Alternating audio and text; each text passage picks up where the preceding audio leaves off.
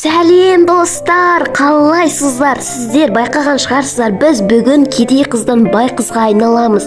Сіздер қазір назар аударсаңыздар, менің киімім өте ескі және менің жұмысым жоқ тұрақты. Сол себепті бүгін бізге құпия адам көмектесетін болады. Ол құпия адамның кім екенін видеоның соңында айтамын. Сол себепті видеоны до конца көріп кетіңіздер. Ал ендеше кеттік.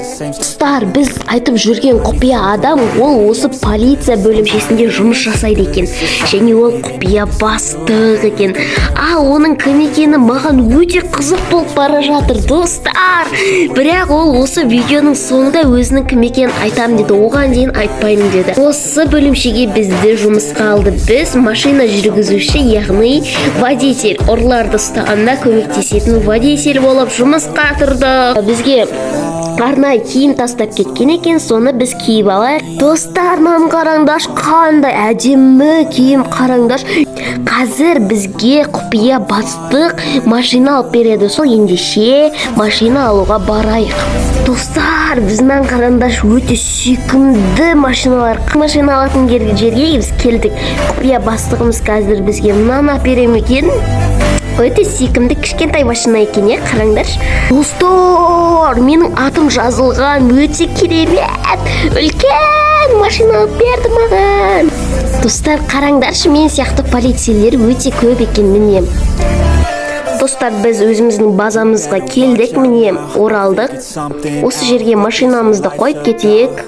Және достар, менде үй жоқ.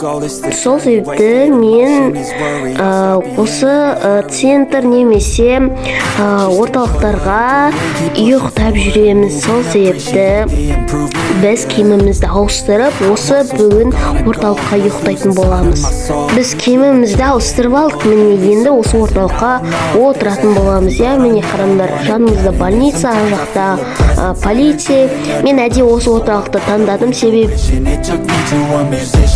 достар, мынау не? Қазір көрейік, бұл не?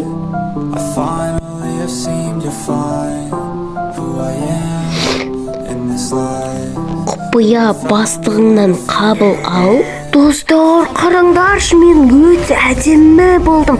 Менің киімім өте әдемі, қараңдаршы, шашым да өзгеріп кетті.